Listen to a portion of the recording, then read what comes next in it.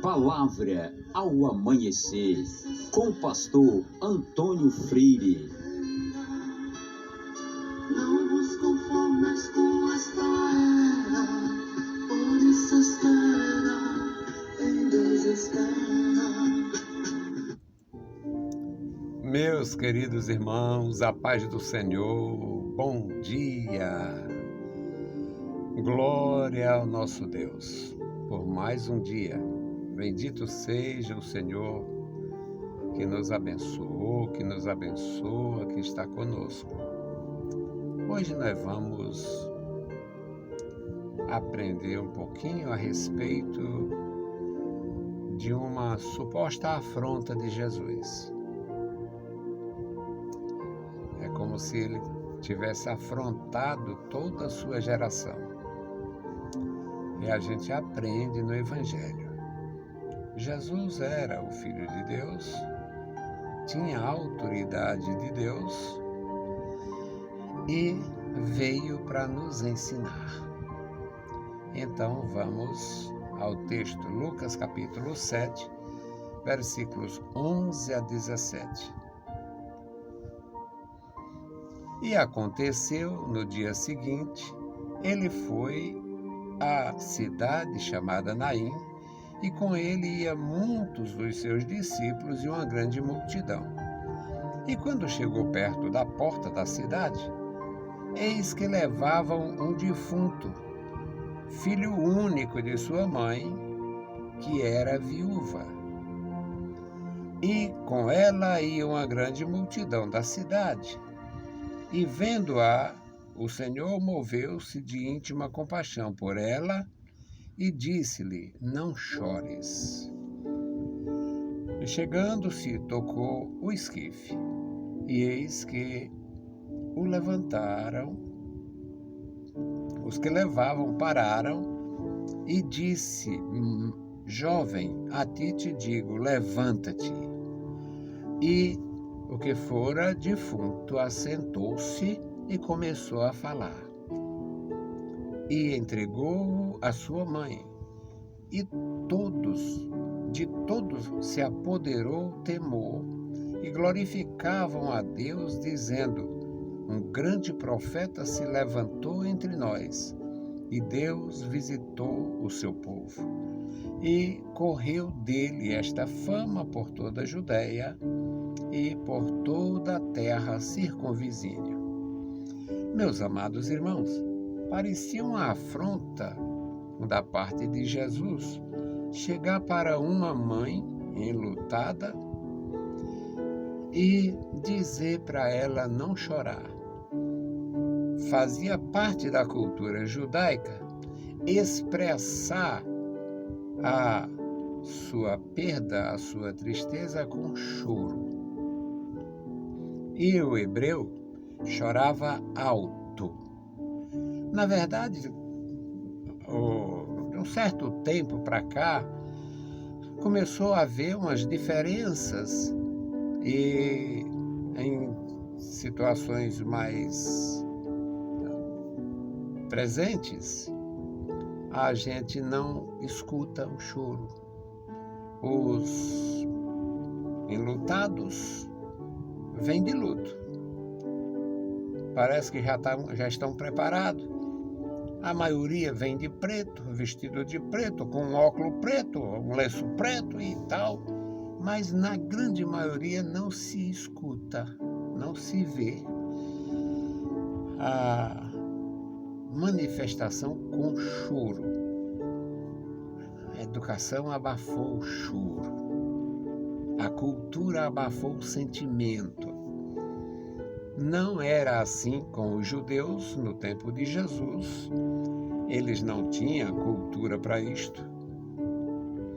E era muito comum e, digamos, louvável a pessoa falecida ser velada com choro.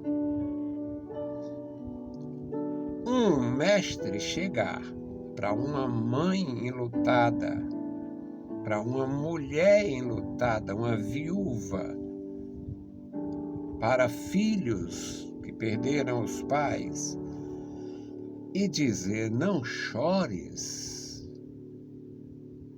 era incompreensível naqueles dias.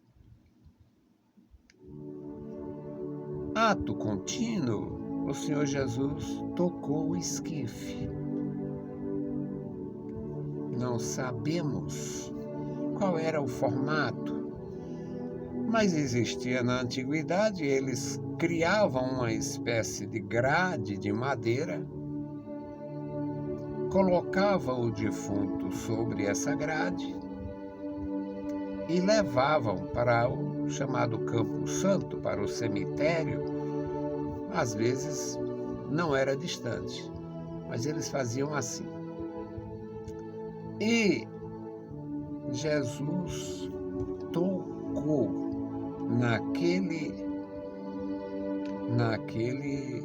objeto de carregar o defunto.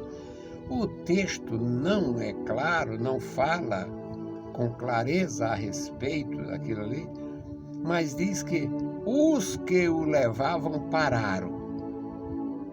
Os que o levavam pararam. Havia realmente algumas pessoas segurando aquele morto, levando aquele morto nos seus ombros, possivelmente.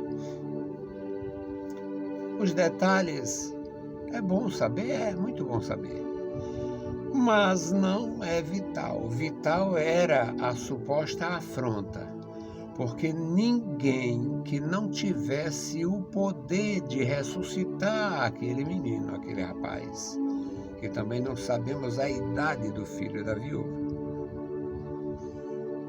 Ninguém, homem nenhum, nem dentre os sacerdotes, nem dentre os juízes, os anciãos, homem nenhum que não detivesse o poder de ressuscitar o morto, não teria autoridade para dizer não chore, porque era da natureza daquela gente lamentar, e lamentar com liberdade, chorar alto. Quanto mais alto eles expressavam a dor da perda, o sentimento da perda, mais dava a indicação de que a pessoa era importante na vivência, na convivência, para aquelas que conviviam com eles, seus parentes ou não. Então Jesus aproximou-se, encontrou com o enterro, a multidão que ia levando o defunto, e ele aproximou-se, se moveu, se comoveu pela perda da mãe, pelo o pranto da mãe, e dirigiu a palavra a ela. Comovido pela sua dor, Jesus, cheio de compaixão por ela, disse: não chores. Ato contínuo, tocou no esquife. Os que levavam pararam em obediência àquele toque, àquela ordem. E ele disse, falou com o morto: jovem, a ti te digo, levanta-te. E o defunto assentou-se e começou a falar. Jesus o entregou à sua mãe. Todos ficaram grandemente admirados. Nunca tinham visto aquilo. Houve um grande temor, veio um grande temor sobre eles, se apoderou de todos eles um grande temor. Glorificavam a Deus pelo acontecido e expressavam a sua fé nas Escrituras. Um grande profeta se levantou entre nós e Deus visitou o seu povo. Os grandes profetas tinham marcado suas passagens.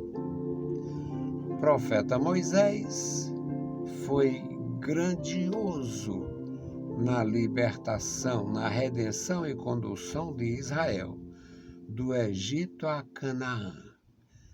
Muito embora não tenha entrado em Canaã, mas autorizou a entrada, organizou a entrada sob a ordem do Senhor, transferindo o encargo para Josué. O profeta Elias e o profeta Eliseu marcaram seus ministérios. Eliseu ressuscitou mortos e fez grandes milagres. E depois de morto ainda houve uma ressurreição. Só porque numa hora de perturbação aproveitaram, todo inimigo é corrupto, é perverso, os inimigos de Israel, que sempre atacaram Israel no Shabá, em alguma festa, alguma solenidade, aproveitaram um enterro, que não sabemos se a pessoa era importante ou não. Talvez fosse uma pessoa muito importante. Sabe por quê? Porque abriram a sepultura de Eliseu para botar aquele morto. Quem sabe fosse um filho de profeta, um daqueles homens que viram Deus operar no ministério de Elias e de Eliseu. Era uma pessoa importante, porque não era comum abrir sepultura para colocar outra pessoa ali. Devia ser uma pessoa importante.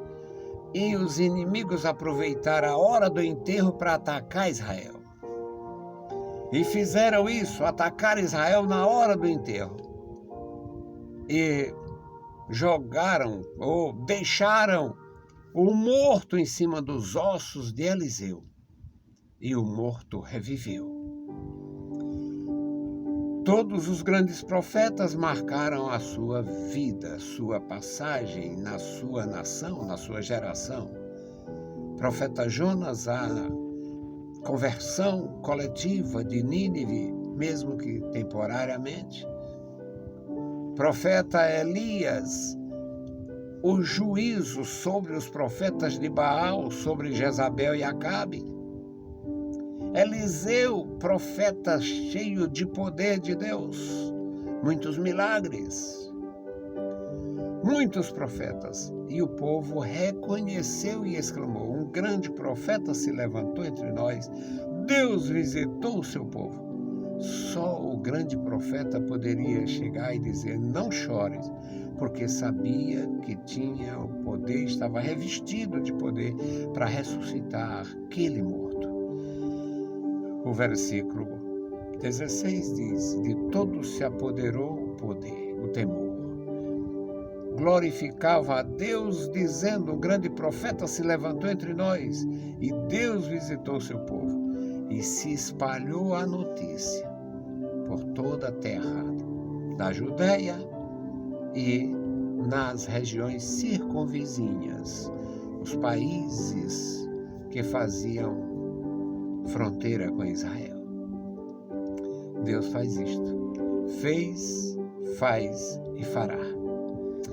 Bendito seja o nome santo do Senhor. Nós vamos orar e a nossa intercessão hoje, meus amados irmãos, é por crentes que não acreditam mais no poder de Deus.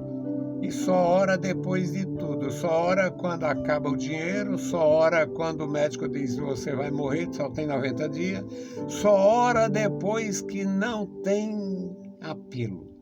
mas é bom falar com Deus antes de qualquer apelo.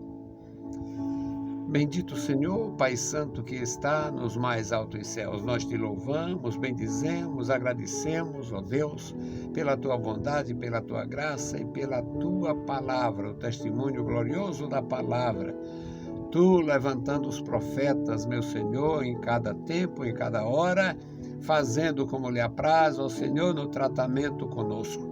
Abençoa o teu povo, a tua igreja em toda a terra, manifesta o teu poder, Senhor, cada dia na vida dos teus ministros. Amado Senhor, e agora suplicamos, Pai, por aqueles que estão olhando para trás, aqueles que não acreditam mais, aqueles que não buscam mais a tua orientação, a tua resposta, e gastam tudo com o médico e vão atrás de todas as soluções, vão atrás de solução em todo canto. Só depois é que diz tem que ser Deus. Ó Senhor, tenha misericórdia, nos dá graça, nos dá, meu Senhor, mais vigor e aviva em nós a confiança.